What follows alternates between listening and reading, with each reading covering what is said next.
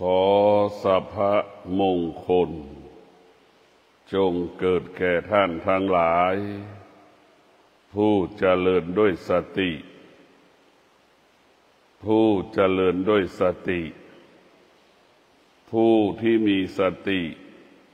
ผู้ที่อาศัยสติสภาวะจิตสงบตลอดกาลสติอยู่กับความจริงสติอยู่กับธรรมะตลอดเวลาสติอยู่กับสมาธิสมาธิอยู่กับสติทั้งสติและสมาธิอาศัยซึ่งกันและกันพึ่งพาซึ่งกันและกันพวกเราทั้งหลายสติมีค่า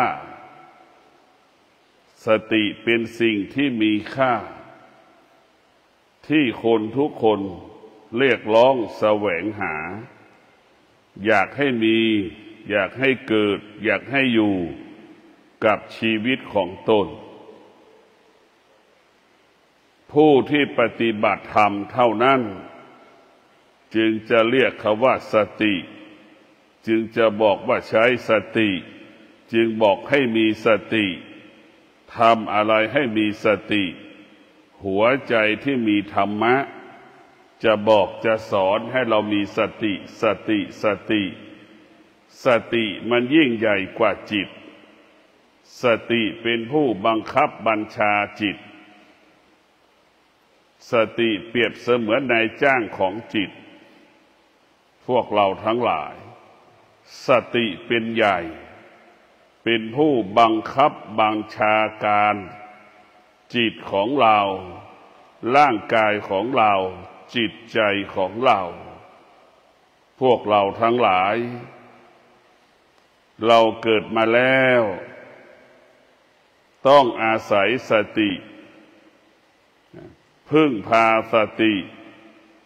ให้อยู่กับสติเราจึงให้อยู่กับสติจึงเกิดคำว่าอยู่ดีกินดีเมื่ออยู่ด้วยสติกินดีอยู่ดีต้องพึ่งพาสติอาศัยสติกินนอนเดินดำเนินชีวิตด้วยสติทุกอย่างต้องสติสติไม่มีคำว่าเปลี่ยนแปลงสติคงสภาพเดิมเสมอไม่มีคำว่าเปลี่ยนแปลงจะอยู่ฐานะไหนอยู่ณที่ใดสติคงสภาพเช่นนี้แบบนี้อย่างนี้สืบเนื่องต่อเนื่องตลอดมาพร้อมกับโลกใบนี้ท่านทั้งหลายเราต้องเอาสติมาเป็นหลักของจิตเราเอาสติมาเป็นหลักของจิต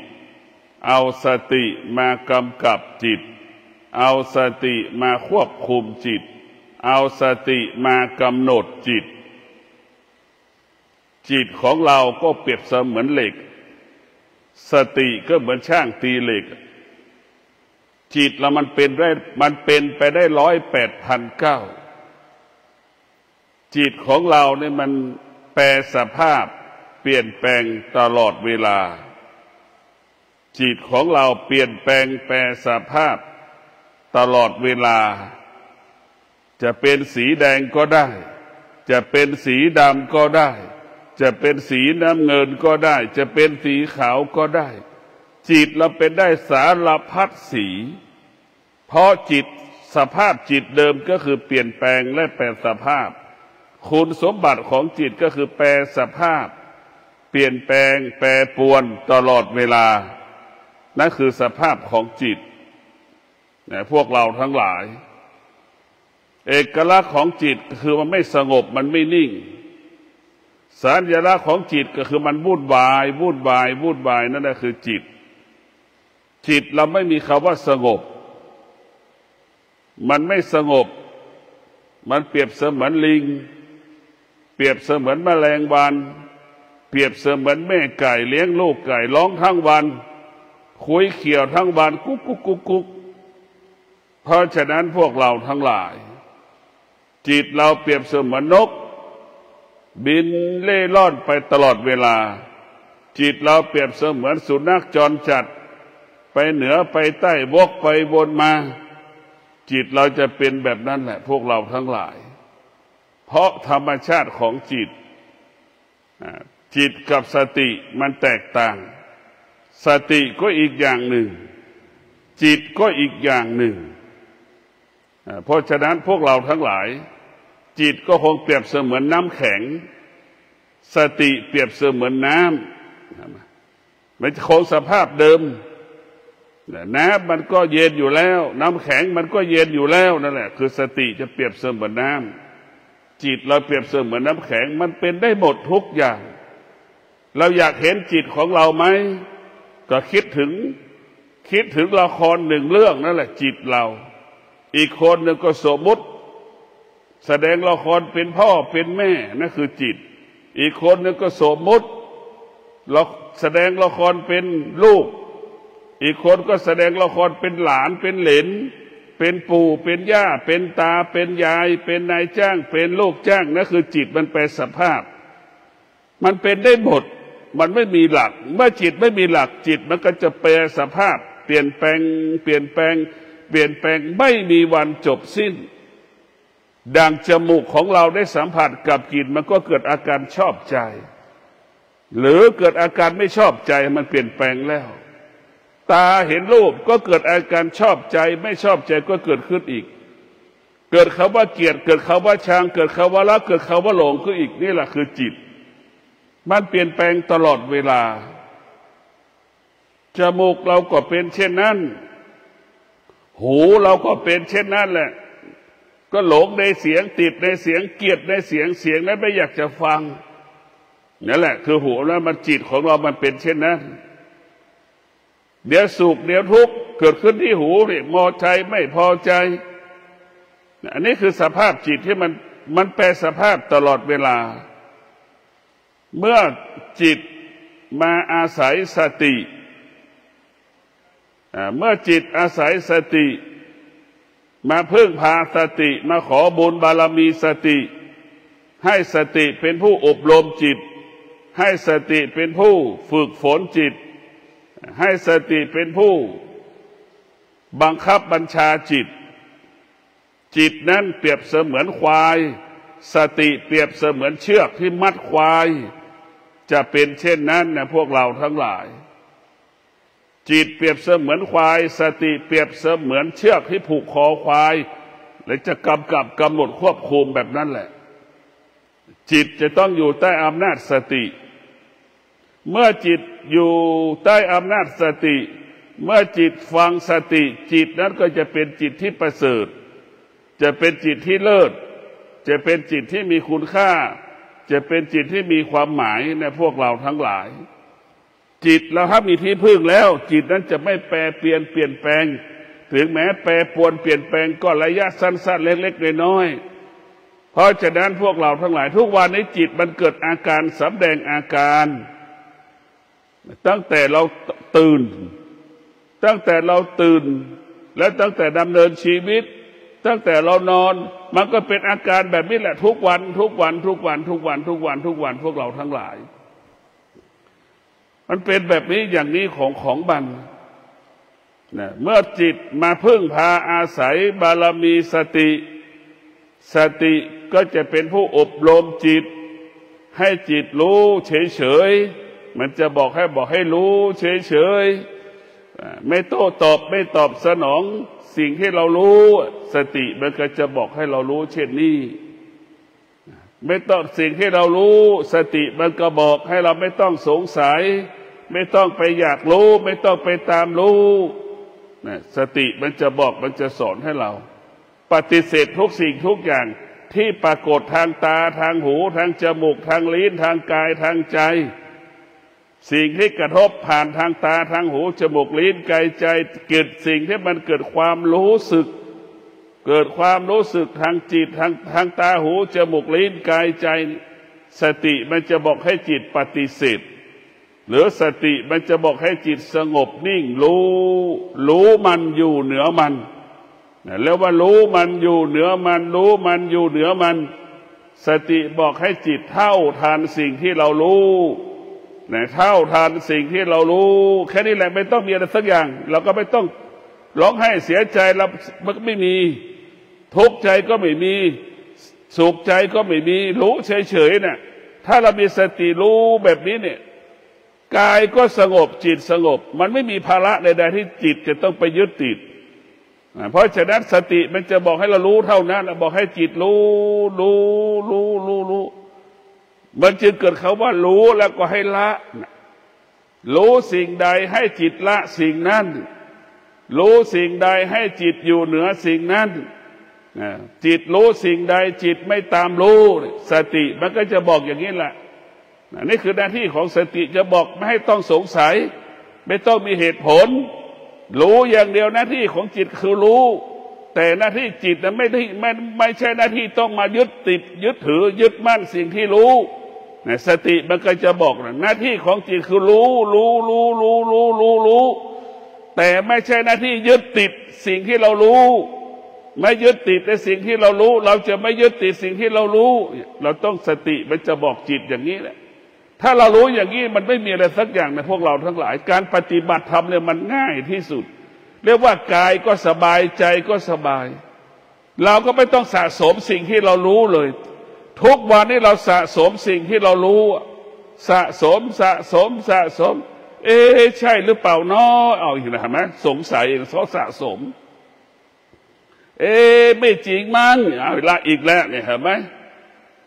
มันสงสัยไปหมดนั่นแหละคือเราไปสะสมอมความรู้เพราะนั้นหลักการปฏิบัติธรรมสติมันจะบอกให้เราละสิ่งที่เรารู้สติมันจะบอกจิตรู้สิ่งใดให้อยู่เหนือสิ่งนั้น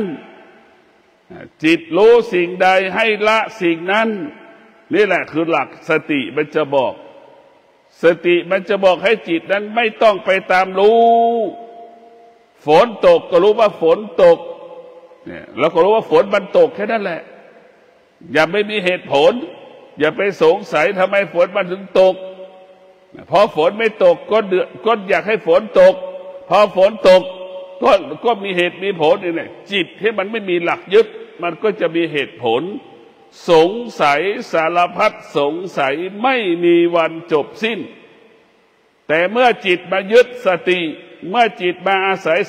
สติก็อบรมจิตอย่างที่บอกนะกำกับจิตควบคุมจิตกำหนดจิตให้รู้เท่านั้นตาเห็นรูปก็ให้รู้เท่านั้นไม่ให้ตาไปยึดติดในรูปเห็นไหมหูได้ยินเสียงก็ให้จิตมันรู้เฉยๆว่าให้ได้ยินเสียงมาให้ไปยึดติดในเสียงสติมันจะบอกให้อย่างนี้จมูกสัมผัสกับกลิ่นจะหอมจะเหม็นก็รู้ว่าหอมเหม็นไม่ยึดติดในหอมในเหม็นรู้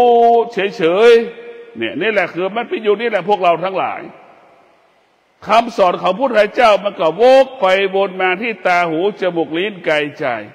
ไอ้ตาของเราคือมันเป็นชั่วก็อยู่ที่ตาดีก็อยู่ที่ตาเรามันเป็นหมดเป็นได้หมดทุกอย่างเหมือนสี7สีนะตาเรามันหลงสีแดงสีเขียวสีฟ้าเหมือนเราใส่เสื้อละตาเราก็ไปหลงอย่างนั้นแหละหลงสีของเสื้อสีของกางเกงแล้วก็แปรสภาพเปลี่ยนแปลงใส่เสื้อไม่มีวันจบสิ้นเห็นไหมตาเห็นรูปพอใจในสีของเสื้อพอใจในสีกางเกงที่จะใส่เช้านี้เย็นนี้นี่แหละคือตามันก็ไปหลงในสีมันไปหลงหมดไม่จบไม่สิ้น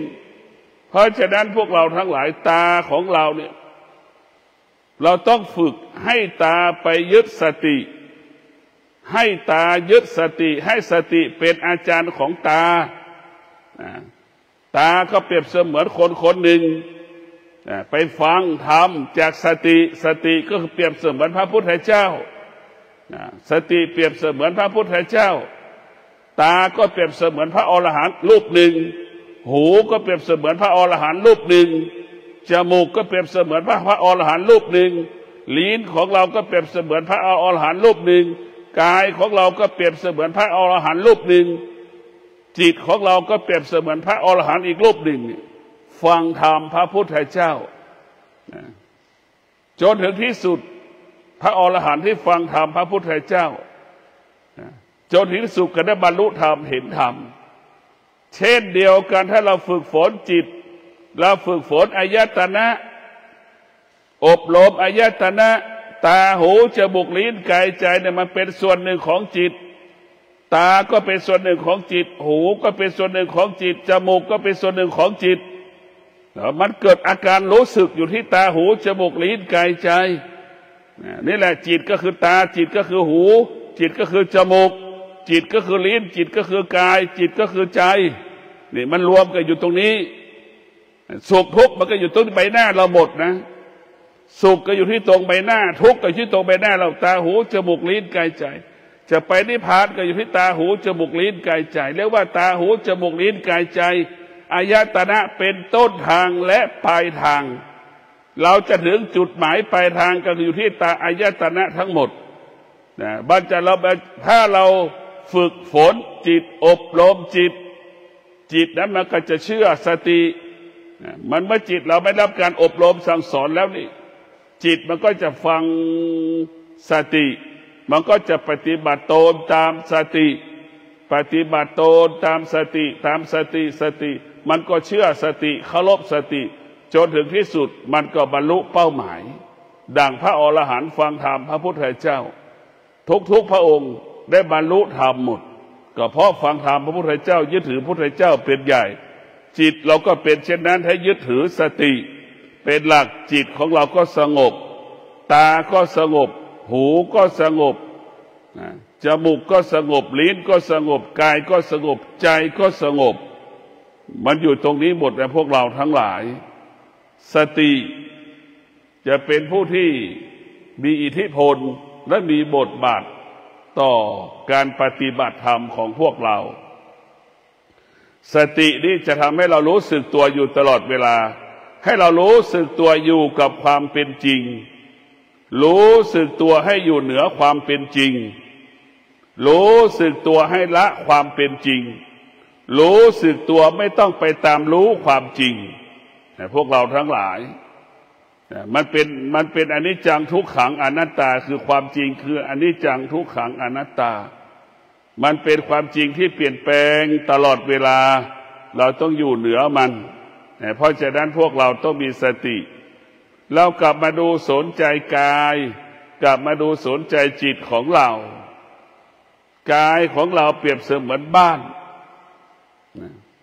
กายของเราเปรียบเสมือนบ้านจิตของเราเปรียบเสมือนคนรับใช้อยู่ในบ้านดูแลบ้านสติเปรียบเสมือนเจ้าของบ้านกายเราเป็นบ้านจิตเป็นคนใช้ดูแลบ้านสติเป็นคนอาศัยอยู่ในบ้านเป็นเจ้าของบ้านนะสบายไหมเรานึกดูดิสติมันสบายแค่ไหนจิตเราเหมือนคนใช้นะถามจิตทุกวันนี้จิตเราเปรียบเสมือนคนใช้มันเป็นได้ทุกอย่างเขาใช้อะไรทำไปหมดนะสังเกตได้นี่ล้างห้องน้ำส้วมมันเต็มก๊อกมันเสียขยะมันเต็มเนี่ยมันจิตมันไปได้หมดเลยเห็นไหมนั่นแหละคือจิตเป็นคนใช้จิตเรามีค่าเท่ากับคนใช้สติคือเจ้าของบ้านมีค่าทับเจ้าของบ้านสติเปรียบเสมือนเจ้านายเห็นไหมนี่มันแตกต่างกันยังไงล่ะสติพวกเราทั้งหลายเราจะต้องมาฝึกจิตฝงจิตฝึกฝนจิตให้ได้ถ้าเราฝึกจิตเราก็อยู่กับสติถ้าเราไม่ได้ฝึกจิตแล้วก็เป็นลูกจ้างถ้าเราฝึกจิตก็จะเป็นลูกของสติเป็นลูกของสติถ้าเราไม่ได้ฝึกจิตแล้วก็เป็นลูกของลูกจ้างอีกทีเห็นไหมแม่ก็เป็นลูกจ้างลูกก็เป็นลูกจ้างเห็นไหมแต่ถ้าเราฝึกจิตของเราจะเป็นลูกของสติไม่ต้องทำงานในบ้านไม่ต้องถูบ้านไม่ต้องเช็ดบ้านเห็นไหมไม่ต้องล้างห้องน้ำก็เพราะมีลูกจ้างดูแลอยู่เพราะฉะนั้นพวกเราทั้งหลายต้องพิจารณาฝึกฝนหลัก ของการฝึกฝนจิตมันก็มีเรื่องง่ายๆหนึ่งสติสองสัจจะสามวิริยะ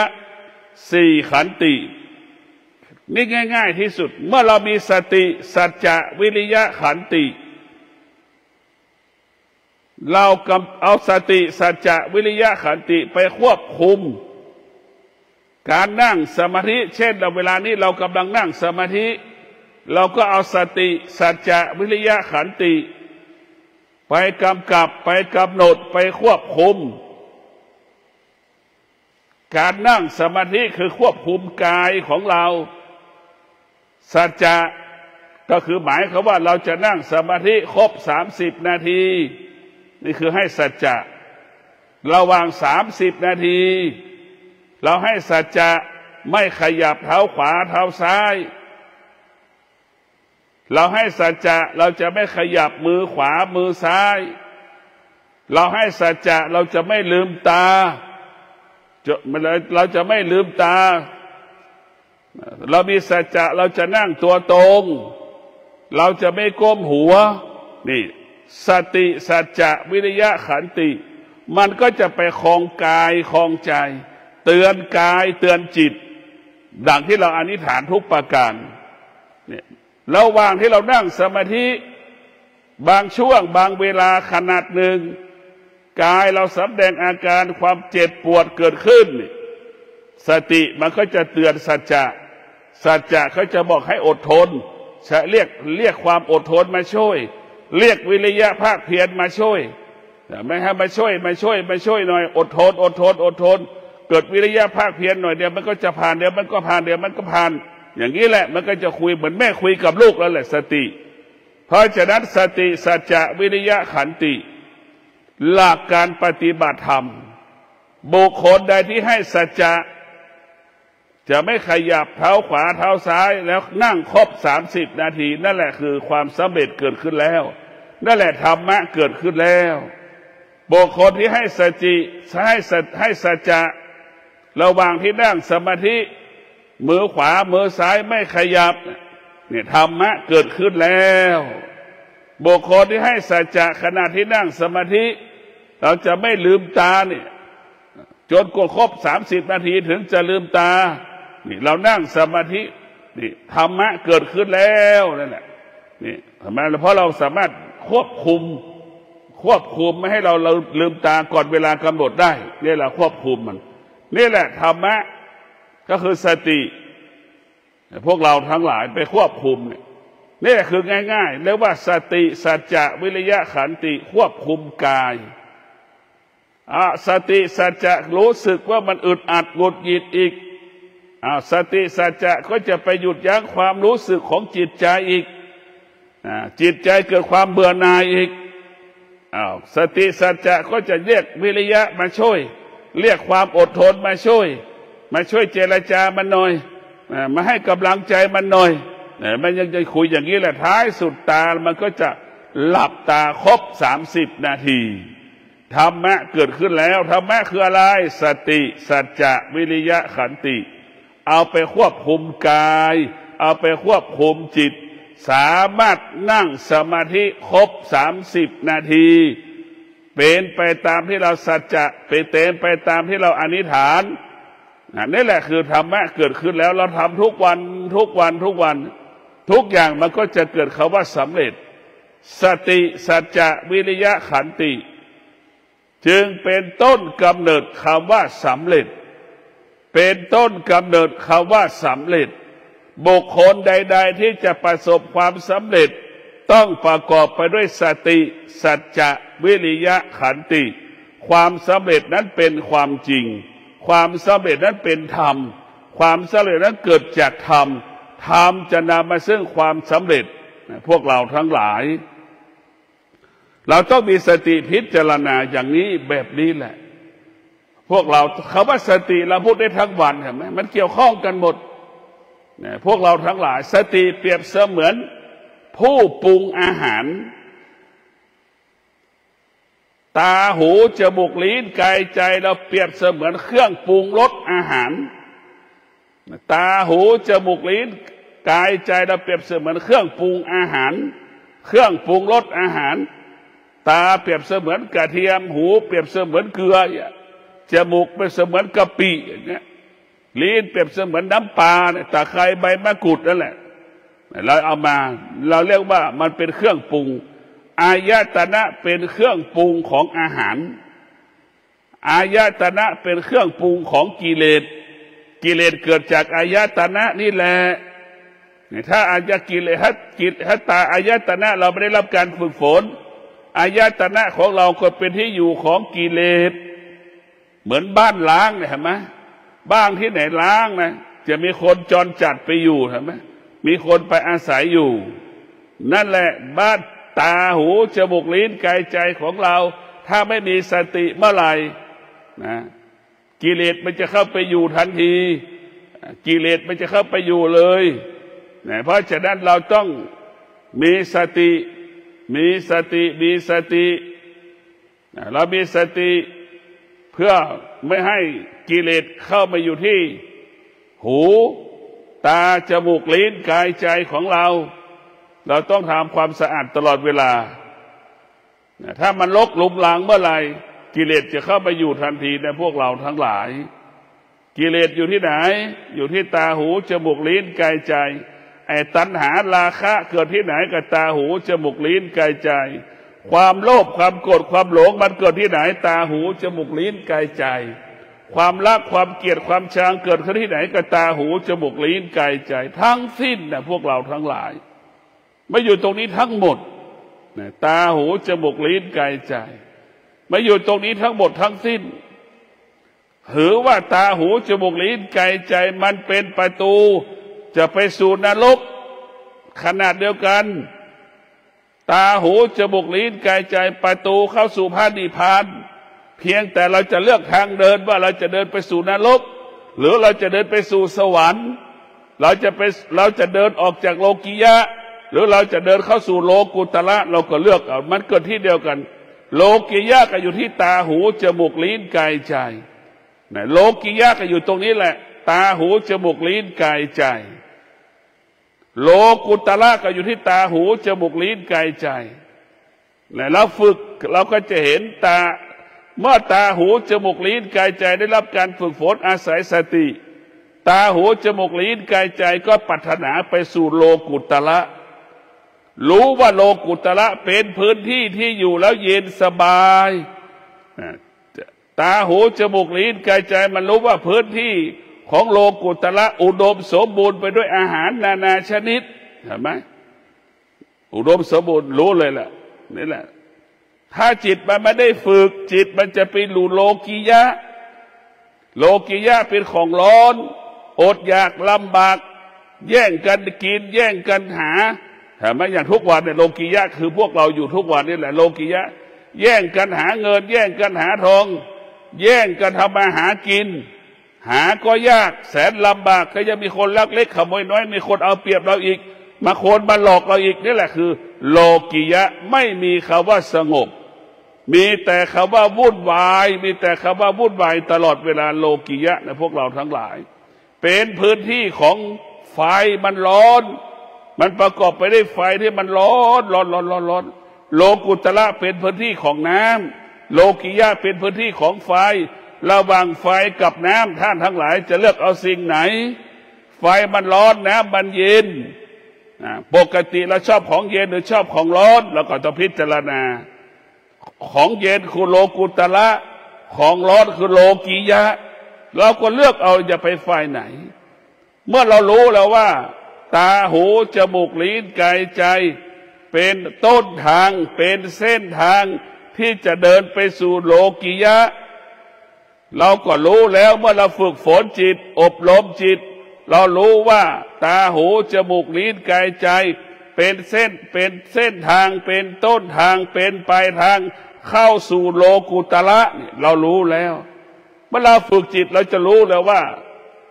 โลกุตระเป็นพื้นที่ที่น่าอยู่สบายเหมือนเราอยู่ห้องวิปัสสนาทางสายเอกสบายแบบนี้แหละโลกียะคือเหมือนเราอยู่บ้านเนี่ยขัดแย้งกับสามี เด็กก็ขัดแย้งกับลูกหรือลูกขัดแย้งกับเราเป็นอย่างโลกิยะมันวุ่นวายโลกุตระมันสงบสุขเนี่ยสงบและสุขสงบสุขไม่จะเป็นต้องมีสิ่งนั้นต้องมีสิ่งนี้มันสงบด้วยกายกับจิตที่มันมีธรรมะกายสงบจิตสุขจิตสงบกายก็สุขเห็นไหมจิตมันไม่ต้องพากายไปถ้าจิตสงบจิตก็ไม่ต้องไปหลงทางจิตก็อยู่กับที่ทุกวันนี้จิตมันเบียดเบียนกายเราเห็นไหมมันเบียดเบียนมากจิตเราเปรียบเสมือนม้ากายเราเปรียบเสมือนม้าจิตก็เป็นคนขี่หลังม้ามันเบียดเบียนกายเราตลอดเวลาพวกเราทั้งหลายเห็นไหมม้าจิตของเราเนี่ยมันเปรียบเสมือนรถกายเราเปรียบเสมือนรถจิตเราเหมือนคนขับรถเห็นไหมมันออกทุกวันเนี่ยมันทุกข์ไหมจิตมันเบียดเบียนกายมันทุกข์เพราะจิตถ้าเราฝึกฝนจิตถ้าเราฝึกฝนมันนะกายก็สงบจิตมันก็สงบจิตสงบกายก็สงบเห็นไหมนี่แหละคือมันสมดุลกันเพราะฉะนั้นพวกเราทั้งหลายเมื่อเรารู้แล้วว่าอายตนะตาหูจมูกลิ้นกายใจเมื่อได้รับการฝึกฝนได้รับการฝึกฝนมันก็จะไปสู่โลกุตระตาหูจมูกลิ้นกายใจได้รับการฝึกฝนกิเลสตัณหาราคะความโลภความโกรธความหลงไม่สามารถเข้ามาอยู่ที่ตาหูจมูกลิ้นกายใจเราได้ไม่สามารถมาหลอกหลอนเราได้ถ้าเราตาหูจมูกลิ้นกายใจหากเราไม่ได้รับการฝึกฝนไม่ได้รับการอบรมตาหูจมูกลิ้นกายใจก็หลงทางหลงผิดหลงทางหลงผิดอยากได้อยากมีอยากเป็นไม่มีวันจบสิ้นเหมือนเราไปศูนย์การค้าเซ็นทรัลอยากได้แทบทุกอย่างมันนั่นแหละคือมันหลงมันเกิดความอยากเกิดที่ไหนที่ตาเห็นรูปตาเกิดความอยากนี่แหละพวกเราจะรักจะเกลียดจะชังอยู่ที่ตาโดยเฉพาะโลกิยะเป็นพื้นที่ที่ไม่น่าอยู่เป็นพื้นที่ที่รังเกียจซึ่งกันและกันเป็นพื้นที่ที่เบียดเบียนซึ่งกันและกันเป็นพื้นที่ที่หลอกกันโลกิยะเปรียบเสมือนแก๊งคอเซ็นเตอร์แก๊ง18 มงกุฎนั่นแหละออนไลน์ทั้งหลายที่มันโกหกหลอกลวงเรานั่นแหละมันจะหลอกลวงเราตลอดเวลาเพราะฉะนั้นพวกเราทั้งหลายโลกิยะมันเป็นพื้นที่ที่มันแปรสภาพตลอดเวลาโกหกหลอกลวงกันอยู่ที่โลกิยะหมดเพราะฉะนั้นพวกเราทั้งหลายโลกิยะเป็นของเน่าของเหม็นเป็นของร้อนเพราะฉะนั้นเป็นเปลี่ยนแปลงตลอดหลอกเราตลอดเวลามันไม่มีหลักมันไม่เป็นหลักส่วนโลกุตระนั้นมันมีหลักมันเป็นหลักมันยึดสติเป็นหลักตาก็ยึดสติหูก็ยึดสติจมูกก็ยึดสติลิ้นก็ยึดสติกายก็ยึดสติจิตก็ยึดสติจึงเป็นหลักให้กับกายกับจิตสติจึงเป็นผู้ควบคุมกายกับจิตกายกับจิตจะอยู่ใต้อำนาจสติกายกับจิตจึงบรรลุวัตถุประสงค์และเป้าหมายดังหลวงปู่มั่นได้บรรลุธรรมได้เห็นธรรมก็เพราะสติควบคุมจิตควบคุมกายจนทำให้หลวงปู่มั่นบำเพ็ญเพียรใช้ความอดทนใช้วิริยะภาคเพียรใช้สัจจะใช้สัจจะสติสัจจะวิริยะขันติจึงทำให้หลวงปู่มั่นนั้นได้บรรลุธรรมเห็นธรรมพ่อแม่ครูบาอาจารย์ทุกรูปมีสติมีสัจจะมีวิริยะมีขันติก็ได้บรรลุธรรมเห็นธรรมเหมือนกันหมดทุกประการในพวกเราทั้งหลายสติเป็นผู้ควบคุมทุกสิ่งทุกอย่างสติมันเป็นใหญ่นะสติมันเป็นใหญ่ก็ขอให้พวกเราได้มีสติพิจารณาเราจะต้องอยู่กับสติถ้าเรามีสติเราก็อยู่กับปัจจุบันลมหายใจเข้าเนี่ยเป็นเรื่องอดีตนะลมหายใจออกก็เป็นเรื่องอดีตนะแต่สติอยู่เหนือลมหายใจเข้าสติอยู่เหนือลมหายใจออกเห็นไหมสติมันอยู่เหนือลมหายใจเข้าอยู่เหนือลมหายใจออก สติเป็นผู้รู้ลมหายใจเข้าเห็นไหมเป็นผู้รู้ลมหายใจออกสติไม่เปลี่ยนแปลงลมหายใจเปลี่ยนแปลงเห็นไหมลมหายใจเปลี่ยนแปลงก็เดี๋ยวเบาอีกละเดี๋ยวแรงแล้วนิ่งแล้วจนไม่รู้สึกว่ามันหายใจอีกเห็นไหมลมหายใจเรายังเปลี่ยนแปลงเลยเห็นไหมเราจะเห็นอาการได้เหล่านี้มันเปลี่ยนแปลงเบื้องต้นมันเป็นเช่นนี้แต่ถ้าเราฝึกแล้วมันจะเป็นหนึ่งมันจะรวมกันเป็นหนึ่งมันจะนิ่งเป็นมาตรฐานมันจะนิ่งจะใสเหมือนน้ำทะเลที่มันใสมันจะนิ่งใสเป็นมันแหละเพราะฉะนั้นพวกเราทั้งหลายจิตของเรานั้นอันที่แท้จริงมันปรารถนาธรรมอยากเห็นธรรมอยากได้ธรรมอยากรู้ธรรมอยากอยู่กับธรรมอยากกินกับธรรมนี่จิตของเราแต่เราเกิดมาเราไม่ได้เอาจิตไปรู้ธรรมไม่ได้เอาจิตไปเรียนธรรมจิตมันก็เลยไปอยู่กับสิ่งอื่นๆไปอาศัยสิ่งอื่นๆนะเพราะฉะนั้นยังมีผู้คนกลุ่มหนึ่งรู้ว่าธรรมะนี่แหละทำให้จิตสงบดังที่พวกเราได้มาทางสายเอกมาปฏิบัติธรรมนี่ก็รู้ว่าธรรมะทำให้จิตสงบเป้าหมายของธรรมะหลักการของธรรมะสูงสุดก็คือให้สงบ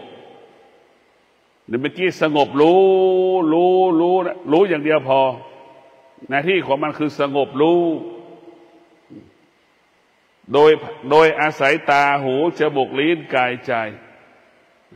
ด้วยความรู้สึกก็ดี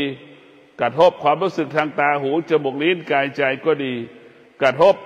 ผ่านตาหูจมูกลิ้นกายใจที่เราสัมผัสก็ดีนี่เราจะรู้เฉยๆสงบรู้แค่นี้แหละไม่มีเรื่องอื่นเลยเราต้องพิจารณาดูนี่ร่างกายของเราเนี่ยสติยิ่งใหญ่ที่สุดเราถูกสั่งสอนว่าลมหายใจเข้าอยู่กับปัจจุบัน